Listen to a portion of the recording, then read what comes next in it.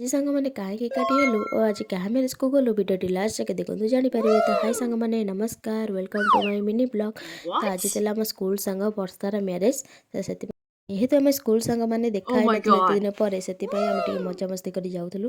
तो ये पिलाटा को देखो आपण मैंने कौन धरची। तो लास्ट आम देखिए से देखिए कौन धरतला से।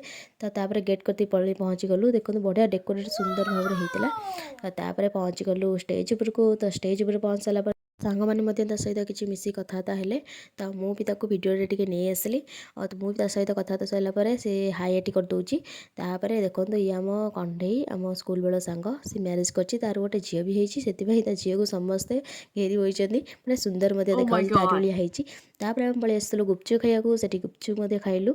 गुपचुप न खाइले कौन हम आम गोटे गुपचुप खाई सारापर पलि आसलु आइसक्रीम खाइबा से आइसक्रीम खाई आसलु। तो आइसक्रीम मैंने मिचे आइसक्रीम खाई सारापर तो देन आम पलि आसलु कोल्ड ड्रिंक्स पीवाई। तो कोल्ड ड्रिंक्स पी पलि आसलु मेन कोर्स को खाइबापी किसी एमती होता और सुंदर टेस्टी होता। आम सांग मैंने गोटे जगह पलि आसलु खाइबापी।